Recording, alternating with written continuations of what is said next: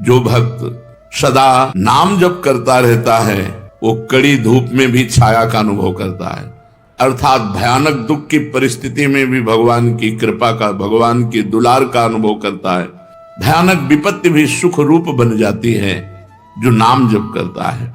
यदि कोई कहे भैया हमने तो देखा है नाम का प्रभाव कि पत्थर में कमल उत्पन्न हो गया, बोले मान लेना, संशय मत करना, दिमाग खराब है, पत्थर में कहीं कमल होता है, जल में कमल होता है, संशय मत करना। अगर वो नाम जापक है और वो चाहे तो पत्थर से कमल प्रकट कर दे, असंभव से संभव कर दे, बोले संशय मत करना, क्योंकि भगवान के नाम में अपार सामर्थ्य है। नाम को सुनने से, नाम को स्मरण करने से भीलनी सवरी भी परम भाग्यवती तथा शील और पुण्यमयी बन गई। तो क्या नहीं हो सकता नाम से। नाम की शक्ति नामी भगवान से भी अधिक है, क्योंकि भगवान नाम जापक के अधीन हो जाते हैं, नाम नामी को अधीन कर लेता है। साधना में शीघ्र लाभ मिले इसके लिए क्या करना चाहिए? इसमें 3 चीजों की नितांत आवश्यकता है, 3 बातों की नितांत आवश्यकता है जिससे आपकी साधना शीघ्र बढ़ेगी और फलदायी हो जाएगी। जितने भी भजन विरोधी भाव हैं उनका त्याग करना, चाहे वो व्यक्ति हो, चाहे वो वस्तु हो, चाहे वो स्थान हो, चाहे वो अंदर की वृत्ति हो। वृत्ति, व्यक्ति, वस्तु, स्थान के संग से जिससे हमारा भजन छूटे उसका त्याग कर दे। उस वृत्ति का, उस व्यक्ति का, उस भोजन का, उस वस्तु का, उस पदार्थ का, उस स्थान का जहां हमें भजन में बाधा पड़ जाए। अगर शीघ्र साधन बढ़ाना है, भगवत प्राप्ति करनी है, तो ये नियम लेना है कि जिस व्यक्ति के संग से भजन छूटे, जिस वस्तु के खाने से भजन छूटे, जिस स्थान में जाने से भजन छूटे, जिस दृश्य के देखने से भजन छूटे, वो हमें सब छोड़ देना चाहिए। शीघ्र आपकी साधना बढ़ेगी और भगवत प्राप्ति के योग्य आपको बना देगी। पहला, वस्तु, व्यक्ति, स्थान जो हमारे भगवत चिंतन को छुड़ाए उससे हमें दूरी बना लेना है। दूसरा, निरंतर भगवत भजन को पकड़े रहना है।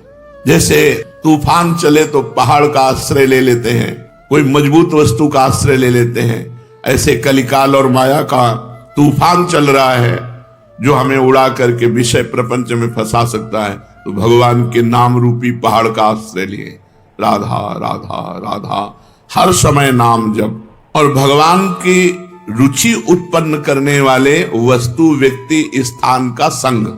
3 बातें, भगवान का विस्मरण करा दे, ऐसे वस्तु, व्यक्ति, स्थान के संग का त्याग, निरंतर भगवान के नाम का जप, आश्रय भगवान का। इस कोटि से नाम जप द्वारा जैसे तूफान आए तो हम मजबूत वस्तु का, तो यहां तूफान ही चल रहा है, काम, क्रोध, लोभ, मोह, मद, मत्सर, कलिकाल के कराल, जितने भी दुराचार की प्रवृत्तियां हैं ये सब तूफान की तरह आती हैं और साधक को भ्रष्ट कर देती हैं। अगर साधक नाम का आश्रय लिए है तो बच जाएगा। तीसरा, हमें ऐसे व्यक्ति, वस्तु, स्थान का संग करना है जिसके दर्शन से, संभाषण से, खान पान से, वहां पहुंचने से हमारा भजन होता है। उस स्थान, उस वस्तु, उस व्यक्ति का मुझे संग करना है। अगर ये 3 बातें जीवन में है तो साधना बहुत जल्दी बढ़ेगी और फलदायी हो जाएगी। क्या साधना में प्रारब्ध बाधा पहुंचाता है? हाँ, यदि कड़ाई से भजन करोगे, जिद्दी स्वभाव बना के, कुछ भी हो जाए भजन नहीं छूटने वाला, तो आपका प्रारब्ध भी पीछे हट जाएगा। नहीं, आपका प्रारब्ध आपके भजन को रोक देगा। शरीर पीड़ा, विषय भोग का प्रारब्ध, कोई घटना का प्रारब्ध, कड़ा नियम। जैसे पूज्य राधा बाबा जब त्रिपुर सुंदरी भगवती का अनुष्ठान कर रहे थे तो खड़ाऊं फिसली और अंग टूट गया, पर उनकी साधना में बाधा नहीं पहुंची, तो प्रारब्ध क्षीण हो गया, प्रारब्ध पीछे हट गया और वो साधना सफल हुई। त्रिपुर सुंदरी का जो आराधना का फल है उनको प्राप्त हुआ, देवी का साक्षात्कार हुआ। जब हम साधन मार्ग में चलते हैं तो हमारा बुरा प्रारब्ध आता है, स्त्री आकर्षण के रूप में, गंदे व्यक्ति के रूप में, विपत्ति के रूप में, शरीर रोग के रूप में। यदि हम शिथिलता पूर्वक साधना करेंगे तो बाधित हो जाएंगे, यदि कड़ाई से नियम पूर्वक, मर चाहे जाऊं भजन नहीं छोड़ेंगे, तो हर प्रारब्ध क्षीण होता चला जाएगा और उसकी साधना आगे बढ़ जाएगी। कड़ाई से यदि साधना के नियम पालन किए जाएं तो उसमें प्रारब्ध भी नष्ट हो जाता है, नहीं तो प्रारब्ध भजन मार्ग को छीन कर देगा। कहा जाता है भजन का अभ्यास करो, तो यह अभ्यास क्या है? शरीर को बार बार भगवत सेवा में लगाना, मन को बार बार भगवान के नाम में लगाना, बुद्धि को बार बार भगवान के चरणों में लगाना, इसी को अभ्यास कहते हैं। बार बार शरीर से भगवान की सेवा करो, बार बार मन से भगवान का सुमिरन करो, बार बार बुद्धि को भगवान के रूप चिंतन में लगाओ, भगवान के महत्व में लगाओ, ये अभ्यास है। साधन में तत्परता नहीं आती जैसी आनी चाहिए, उसका क्या कारण है? पूर्ण श्रद्धा नहीं होती, वहां तत्परता नहीं आती। जब हमें महत्व बुद्धि और श्रद्धा हो जाएगी कि मुझे भगवत प्राप्ति ही करनी, तो साधना में तत्परता आ जाएगी। ये नियम है कि जहां हमारी महत्व बुद्धि होती है वहां हमारा चिंतन होता है, जहां चिंतन होता है उसी के मिलन की तत्परता आती है। तो प्रधान कारण है श्रद्धा न होना, महत्व बुद्धि न होना, इसलिए साधन में तत्परता नहीं आती। जब इस कोटि का महत्व नाम में हो जाए कि नाम के आगे नामी भी छोटा नजर आवे, जितना नाम से प्रेम है उतना नामी से प्रेम नहीं, इस कोटि की श्रद्धा, तब निरंतर नाम चलता है। साधना में जीवन किसे कह सकते हैं? सरल और साधु। सरल और साधु में जीवन साधना में जीवन होता है। साधना में जीवन सरल जीवन, साधु में जीवन।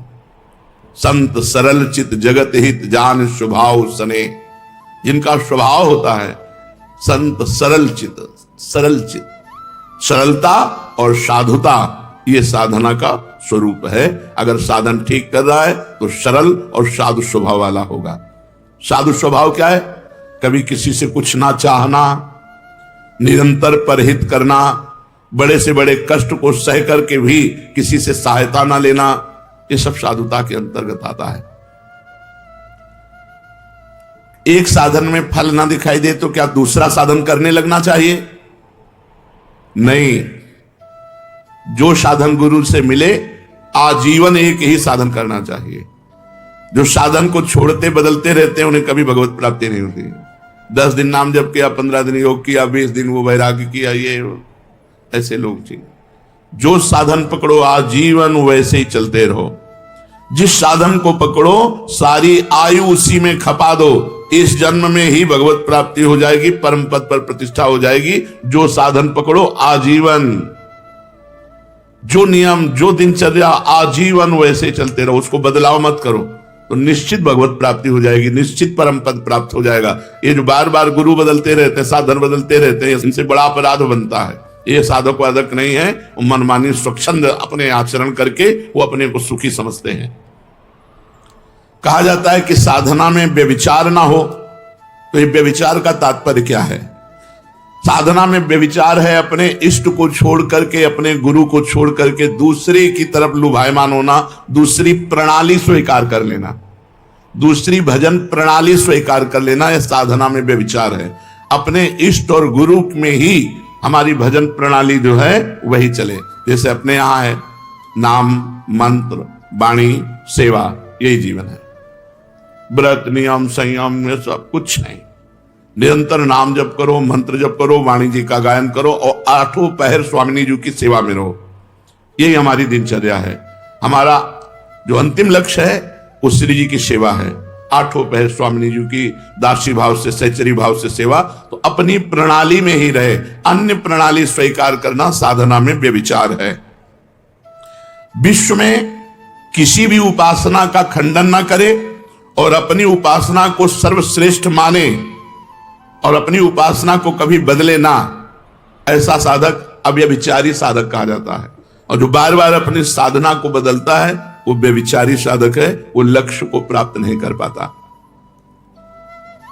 क्या साधना की जो हमें अनुभूति हो रही है उसे प्रकट करके किसी को बता देने में हानि होती है? अपनी साधना और साधना की सफलता कभी भी किसी से नहीं बतानी चाहिए, नहीं बाधा पड़ जाएगी, पक्का बाधा पड़ जाएगी। आपकी दिनचर्या क्या है और आपकी अनुभूति क्या है, मरते दम तक, जब तक भगवत साक्षात्कार न हो जाए तब तक ना बताओ। भगवत साक्षात्कार हो गया, फिर तो कोई घाटा पड़ने वाला है ही नहीं। साधन काल में साधक को अपनी साधना और साधना की अनुभूति कभी किसी को भी नहीं बतानी चाहिए। चाहे कितना कोई आत्मीय हो, घर का हो, प्रेमी हो, अपनी साधना की और अपने साधन की अनुभूति की बात कभी नहीं कहनी चाहिए। आप कै बजे उठते हो, आपकी क्या साधना है, क्या 6 बजे ठाकुर जी उठा देते हैं, उठलाते हैं, जो करवा लेते हैं, उसको प्रकट नहीं करना कि हम पूरी दिनचर्या अपनी खोल के रख दी, उसकी अनुभूतियां खोल के रख दी, ठप हो जाएगी आपकी दिनचर्या, बाधित हो जाएगी, नहीं होगी। जैसी चल रही थी वैसे नहीं होगी। बिल्कुल ये 100% की बात है, इसमें 1% भी मिलावट नहीं। 100% ये हम खुद अनुभव करके देखा। अगर दया करके, करुणा करके अपनी बात बता दी तो हमारी बात में फर्क पड़ गया, हमारी साधना में बाधा पड़ गई।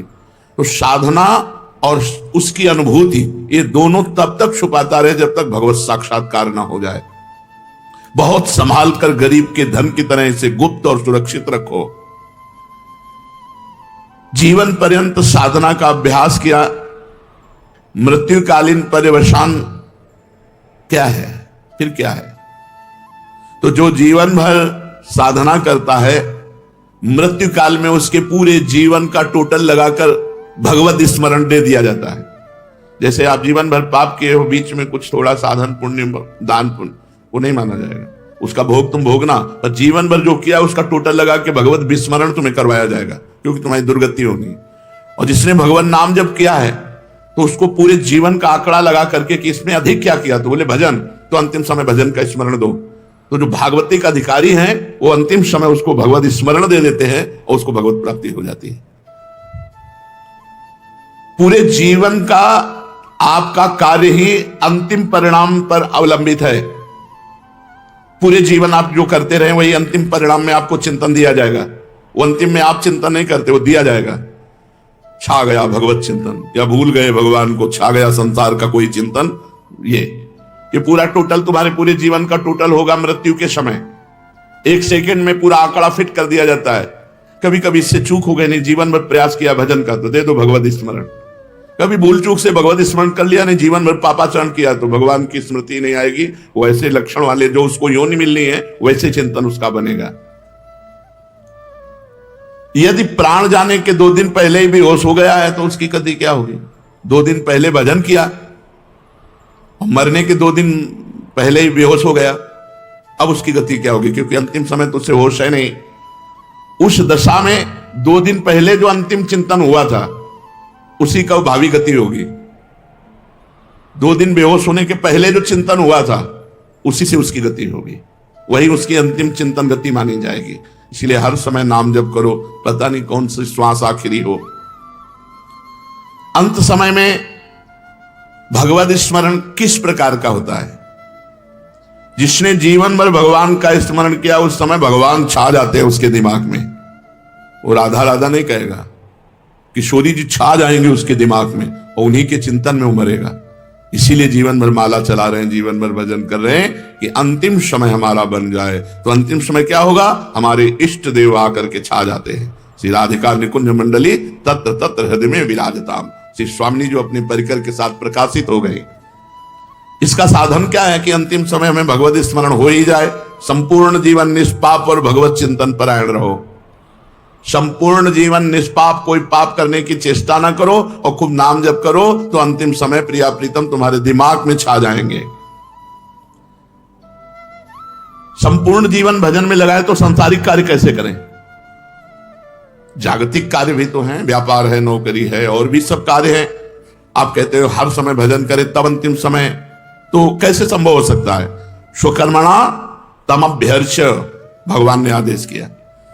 भगवान के आदेशानुसार आप चाहे जहां जो भी कार्य कर रहे हैं धर्मयुक्त, वो आपकी पूजा मानी जाएगी। आप ऑफिसर हो, आप जज हो, आप वकील हो, कुछ भी हो, आपका जो कर्म है वो निष्पाप होना चाहिए। वो धन के निमित्त से दोष को छुपा करके निर्दोषी को दंड दे दे, अपराध बन गया, पाप बन गया। आप अपने धर्म से चूक कर लिए, घूस लेकर के अपराधी को छोड़ दिया और निरपराध को आपसे पाप बन गया। व्यापार आप कम तौल रहे हैं, ज्यादा दाम ले रहे हैं, आपसे अपराध बन गया।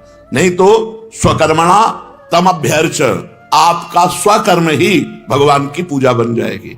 किसानी, खेती, व्यापार जो भी आप कर रहे हैं, यदि धर्म पूर्वक करें और नाम जप करें तो और पूजा बने ना बने, वो आपका कर्म ही पूजा बन गया और भगवान की प्राप्ति हो जाएगी। इस पूजन में सामग्री की आवश्यकता नहीं होती, सिर्फ धर्म की आवश्यकता होती है। मन का भाव ये होना चाहिए कि मैं जो कुछ कर रहा हूं वो सर्वव्यापी भगवान की सेवा कर रहा हूं। चाहे जो भी कार्य आपका है, जो भी नौकरी, पेशा, व्यापार जो भी है, वो भगवान की पूजा है। भगवान की पूजा में अधर्म का प्रवेश नहीं, अधर्म नहीं होना चाहिए। तमभ्यर्च स्वकर्मणा, आप जहां हो धर्म के अनुसार आचरण करो, सब बात बन जाएगी। अनंत ब्रह्मांडों का अधिकारी सबको देख रहा है, सबको देख रहा है। आज तुम कर लो मनमानी, पद मिला है, और जब वो तुम्हारे मनमानी का हिसाब करेगा तो फिर तुम झेल नहीं पाओगे, चाहे जो कोई हो, नहीं झेल पाओगे। बड़े बड़े को फैलते हुए देखा है। इसलिए स्वकर्मणा तमभ्यर्च, आपको जो पद मिला है, आपको जो सेवा मिली है, आपको जो अधिकार मिला है, वो भगवान की पूजा है। बहुत होश से करना, उसमें घूस लेना, अधर्म आचरण करना या गरीब को सताना, निर्दोष को सताना, ये बड़ा भारी पड़ेगा। दुखिया को न सताइए, दुखिया देगा रोए, और जब दुखिया के मुखिया सुने तब तेरी गति का होए। भगवान ने गीता जी में कहा है, अपने कर्म को ही पूजा मानो और नाम जप करो। कोई आपराधिक कानून के विरुद्ध आचरण आप मत करो, नहीं तो आज आप पदाधिकारी हो, जब आपका कर्म आपकी बुद्धि को भ्रष्ट करेगा तब आपका पद भी चला जाएगा, आप भी दुर्गति को प्राप्त होंगे। तो निरंतर भजन कैसे हो सकता है? अपने कर्म को भगवान की पूजा मान करके नाम जप करते हुए यदि हम जीवन व्यतीत करें तो भजन में जीवन ही माना जाता है। एक भक्त का सारा जीवन श्रद्धा, भक्ति, जप, तप, व्रत आदि से बीतता है, लेकिन उसे महारोग है, अंतिम समय में बहुत विपत्ति में मरा। ये क्या है परिणाम?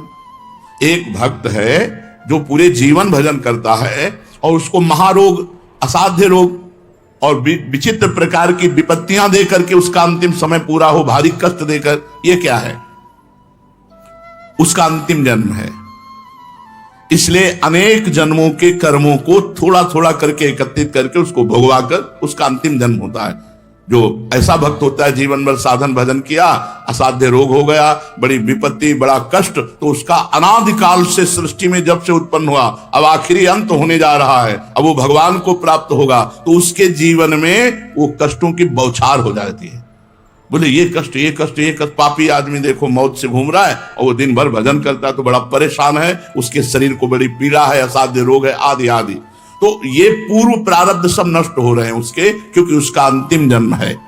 अचल डटे रहना चाहिए, हिलना नहीं चाहिए, भयभीत नहीं होना चाहिए, श्रद्धा भक्ति से और भजन बढ़ाते रहना चाहिए, कष्ट सहन करना चाहिए। अंतिम जन्म भगवान की कृपा से इस संसार की आवागमन चक्र से वो मुक्त हो गया। इसलिए बड़े बड़े संतों को भी भीषण पीड़ा में, कष्ट में देखा जाता है। साधन मार्ग में ये बड़ी विभिन्नता देखी जाती है। ये क्यों? रुचि, समझ, चित्तवृत्ति का प्रवाह, अंतःकरण का मलिन होना अलग अलग। किसी की रुचि अलग है, थोड़ा भजन किया, थोड़ा प्रपंच किया। किसी का अंतःकरण मलिन है, किसी की समझ ठीक नहीं है, कोई तीनों गुणों के प्रभाव से प्रभावित रहता है, कोई पूर्व संस्कार से प्रभावित रहता है, कोई नवीन वातावरण से प्रभावित हो जाता है। साधक वही है, ना अपनी रुचि, ना अपनी समझ, ना अंतःकरण का प्रभाव, ना त्रिगुण का प्रभाव, ना पूर्व संस्कार का प्रभाव, ना वातावरण का प्रभाव। डट के भजन करे, सबको गिरा दे। ये महाभारत है। डट के भजन करे, इन सबको रौंद डाले। पूर्व संस्कार, प्रारब्ध, ये वो सब। भजन में अपार सामर्थ्य है। अगर थोड़ा बड़ा भजन करोगे तो आपकी रुचि आपको गिरा देगी, भोगों की तरफ है। आपकी समझ आपको गिरा देगी, आपका अंतःकरण मलिन वो आपको गिरा देगा, तीनों गुण आपको गिरा देंगे, पूर्व संस्कार गिरा देंगे।